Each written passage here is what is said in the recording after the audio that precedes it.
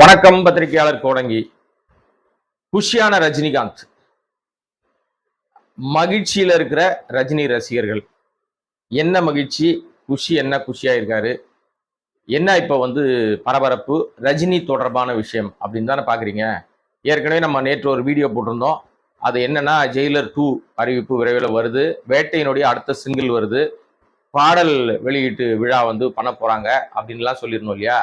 இப்போ அந்த படத்தை, ஜெயிலர் படத்தை எப்படி ராஸ்டாக்கா இசை சேர்ப்பு இல்லாமல் ராஸ்டாக்கா பார்த்துட்டு அதுக்கப்புறம் இசை சேர்ந்த பிறகு அவர் எப்படி ஒரு மகிழ்ச்சியை அந்த வெற்றி விழாவில் சொன்னாரோ அதே மாதிரி இப்ப வேட்டையனை அவர் முழுமையா பார்த்திருக்காரு ரஜினிகாந்த் அவர்கள்.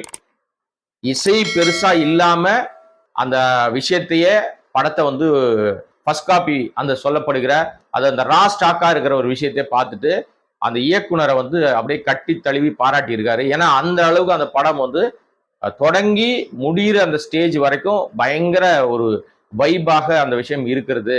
ஏன்னா இதோட சேர்ந்து இப்ப இசையும் உள்ள சேர்ந்துருச்சு. அதுவும் அவருடைய ஃபைனல் தான் போயிட்டு இருக்கு. இப்ப மற்றபடி எல்லாமே ரெடி ஆயிடுச்சு கம்ப்ளீட்டா. அதை ரஜினிகாந்த் அவர்கள் பார்த்துட்டு இயக்குனரை அப்படி பயங்கரமா மகிழ்ச்சியா கட்டி பிடிச்சி பாராட்டி இருக்காரு.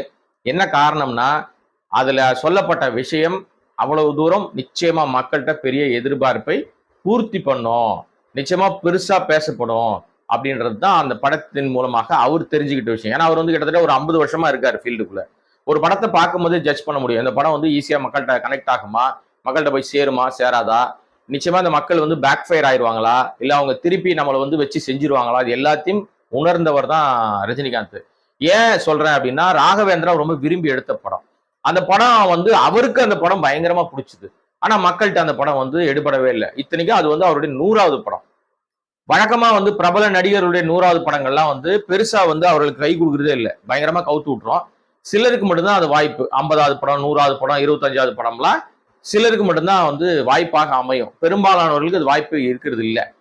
ஆனா அந்த மாதிரி ஒரு படத்தை பார்த்தா ஜட்ஜ் பண்ணக்கூடிய லெவல்ல இருக்கிற ரஜினிகாந்த் இந்த படத்தை பார்த்து பயங்கரமா சந்தோஷப்பட்டிருக்காரு.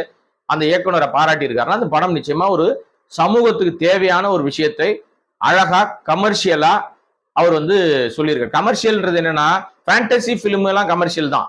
ஆனா இது ஃபேண்டசி பிலிமாவும் இல்லாம அதோட சேர்ந்து ஒரு மெசேஜும் சொல்ற மாதிரி இருக்கிறது அந்த படத்தினுடைய பிளஸ்ஸா இருக்கிறது அப்படின்றது தான்.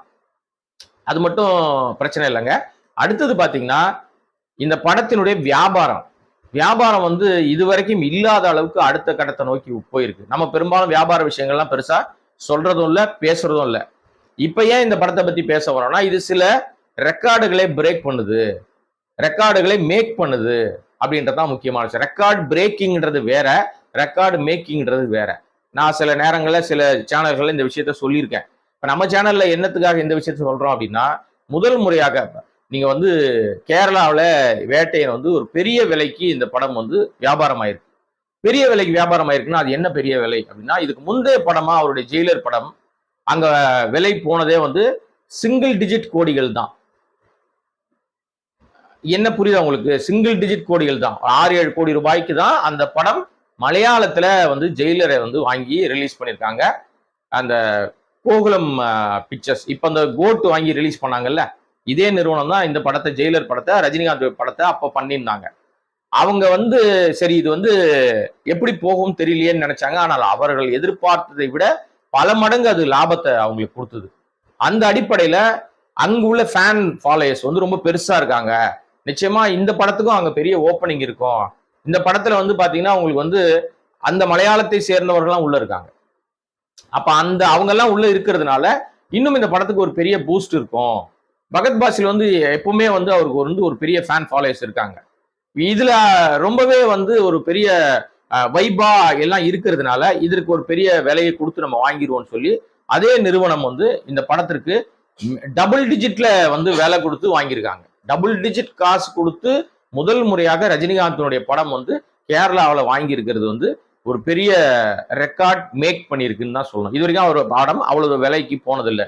கிட்டத்தட்ட என்ன விலைக்கு போனதா நமக்கு தகவல்கள்லாம் கிடைக்குது அப்படின்னா, 16-17 கோடி ரூபாய் வரைக்கும் அவங்க கொடுத்து அந்த படத்தை வாங்கியிருக்காங்க. அங்க இந்த படம் நிறைய தியேட்டர்ஸ்கள்ல இருக்கிற எல்லா தியேட்டர்ஸ்கள்லயும் இந்த படத்தை கண்டிப்பா இதை ஸ்கிரீன் பண்ணணும்னு இப்போவே அதுக்கான வேலைகளை அவங்க ஆரம்பிச்சிட்டாங்கன்னு சொல்றாங்க. இதோட பெரிய விஷயமாக நார்த் இந்தியா தான் பார்க்கப்படுது. ஏன் நார்த் இந்தியா பார்க்கப்படுதுன்னா, இதுல வந்து அமிதாப் பச்சன் இருக்காரு. அவரு ஆல்ரெடி அங்க வந்து ஒரு பெரிய பிக் பாஸ், அவர் பிபி அப்படின்னா பிக் பிரதர் தான் அவருக்கு பேரே. அப்ப நார்த் இந்தியால அவர் இருக்கிறதுனால ஆட்டோமேட்டிக்காவே அவருக்கு ஒரு ஃபேன் ஃபாலோவர்ஸ் இருக்காங்க. அதோட சேர்ந்து ரஜினிகாந்த் நார்த்லயே நல்லாவே தெரியும். அவருக்கும் அங்க ஒரு பெரிய ஃபேன் ஃபாலோவர்ஸ் இருக்காங்க. 2 பேரும் ஒரு படத்துல இருக்கிறதுனால இந்த படத்தை வந்து நார்த் இந்தியாவில பெரிய இருக்கிற எல்லா ஸ்கிரீன்லயுமே கொண்டு வரணும். மல்டிபிளெக்ஸ், சிங்கிள் ஸ்கிரீன் எல்லாத்துலயுமே இந்த படத்தை வந்து கொண்டு வரணும். ஐநாக்ஸ்லயும் கொண்டு வரணும். எல்லாத்துலயும் எந்த ஸ்கிரீன் திறந்தாலும் நிச்சயமா வந்து வேட்டையன் இருக்கணும்ன்ற மாதிரி அவங்க ஒரு திட்டம் போட்டு வேலை பார்த்துட்டு இருக்காங்க. ஆனா அங்குதான் ஒரு பெரிய சிக்கல் இருக்கு. ஏற்கனவே லைக்காவுக்கும் நார்த் இந்தியாவில் இருக்கிற திரையரங்கு உரிமையாளர்களுக்கும் ஒரு போர் போயிட்டு இருக்கு. என்ன போர்னா, சமீபத்துல வெளியான இந்தியன் 2. இந்தியன் 2ல வந்து பாத்தீங்கன்னா அவங்க ஒரு டேர்ம்ஸ் அண்ட் கண்டிஷன் போட்டிருந்தாங்க. இந்த கண்டிஷன்கள்ல தான் நிறைய இடத்துல குளறுபடி நடந்துருது. அவங்க போட்ட கண்டிஷன் படி வந்து ஒரு படத்தை தியேட்டர்ல ரிலீஸ் பண்ணீங்கன்னா, ரிலீஸ் பண்ண பிறகு 8 வாரங்களுக்கு அப்புறம் தான் நீங்க ஓடிடி கொடுக்கணும்ன்றது அவங்க வந்து எழுதப்படாத ஒரு விதி வச்சிருக்காங்க. ஆனா அதே நேரத்துல இந்தியன் 2 என்ன பண்ணிட்டாங்க அப்படின்னா, அவசரப்பட்டு அந்த போட்ட விதி போட்ட விஷயங்கள்லாம் தாண்டி அவங்க 4 வாரத்திலேயே கொடுத்துட்டாங்க. அந்த அடிப்படையில இப்பவும் பாத்தீங்கன்னா கோட், நம்ம விஜயனுடைய கோட்டு மல்டிபிளெக்ஸ்லாம் அங்க ரிலீஸே ஆகல ஹிந்தியில. அதனாலதான் ஹிந்தி மார்க்கெட்ல அவங்களுக்கு பெரிய ரெவென்யூ கிடைக்கவே இல்லை. பயங்கர சொதப்பல். அந்த ஷேர் வந்து அங்க பயங்கரமா அடி வாங்கிருச்சு. வசூலே இல்லை நார்த்ல ஒரு படம் வந்து பெரிய அளவுக்கு வசூல் பண்ணுச்சுன்னா, இவங்க பெரிய வசூல் முதல் நாள்லயே பயங்கரமா இருக்கும். அந்த வசூலே பயங்கர அதிகமா இவங்க சொல்ல முடியும். ஏன்னா அங்க நிறைய தியேட்டர்ஸ், அங்க கிட்டத்தட்ட ஒரு 3000 ஸ்கிரீனுக்கு மேல அங்க வந்து ஈஸியா ரிலீஸ் பண்ண முடியும். அந்த அளவுக்கு பெரிய ஸ்கோப் இருக்கிற ஒரு ஏரியால படமே போல மல்டிபிளெக்ஸ் அப்படின்னா அப்போ எப்படி உங்களுக்கு கலெக்ஷன் வரும்? இப்ப அந்த பிரச்சனை லைக்காக்கு இருக்கு. ஆனா இப்பத்துல இருந்தே அதை பேச ஆரம்பிச்சிட்டாங்க. என்ன பேச ஆரம்பிச்சிட்டாங்கன்னா, அது அமிதாப் பச்சன் அதுல இருக்காரு, நம்ம ஊர் அளவு, அவருக்கான ஒரு பெரிய ஃபேன் ஃபாலோவர்ஸ் மரியாதை இருக்கு. ரஜினிகாந்தோட படம், இந்த படத்தை நம்ம வந்து எல்லா ஸ்கிரீன்லயும் ரிலீஸ் பண்ணணும். அவங்க டேர்ம்ஸ் அண்ட் கண்டிஷன்லாம் ஒத்து வந்தே ஆகணும்னு மல்டிபிளெக்ஸ் சோர்ஸ் சேர்ந்து தயாரிப்பு நிறுவனம் ஏற்கனவே முந்தைய பண்ண அந்த விஷயத்துக்கெல்லாம் மறந்து மாத்திக்கிட்டு இதோட ஒத்து போயிட்டு கிட்டத்தட்ட ஒரு 2500 ஸ்கிரீனுக்கு மேல இந்த படத்தை ரிலீஸ் பண்ணணும்னு அவங்க திட்டம் வச்சு போயிட்டு இருக்காங்க. இது ஏற்கனவே தமிழ்ல அவருக்கு ஒரு பெரிய மார்க்கெட் இருக்கு. தமிழோட விஷயமும் ரஜினி படம் வருதுன்னு சொன்னா வேற யாரும் பெருசா உள்ள வரமாட்டாங்க. இப்பயும் பாத்தீங்கன்னா ஆல்ரெடி இந்த படத்திற்கு இதே நாள்ல வந்து இன்னொரு படமும் அறிவிச்சிருந்தாங்க, நம்ம கங்குவா, சூர்யாவுடைய படம். அதுவும் பாத்தீங்கன்னா ஆட்டோமேட்டிக்கா அவங்க வந்து நாங்க தள்ளி போயிடுறோம், இவர் வந்து தமிழ் சினிமாவுடைய மிக முக்கியமான பிரபலமான நடிகர், ஒரு பெரிய நமக்கு வந்து மூத்தவர், அவருக்கான மரியாதை கொடுக்கணும்னு சொல்லி அழகா சூர்யா வந்து கங்குவா வந்து தள்ளி எடுத்துட்டு போயிட்டார். எடுத்துட்டு போனதுக்கு காரணம் அவருடைய அன்பு, அவருடைய மரியாதை, அதெல்லாம் ஒரு பக்கம் இருந்தா கூட அவங்க 10 மொழிகள்ல வராங்க. 10 மொழிகள்ல வரும்போது இங்க வந்து அவங்களுக்கு போட்ட காசை திருப்பி எடுத்து ஆக வேண்டிய கட்டாயம், நெருக்கடி, கழுத்து மேல கத்தி வச்ச மாதிரி.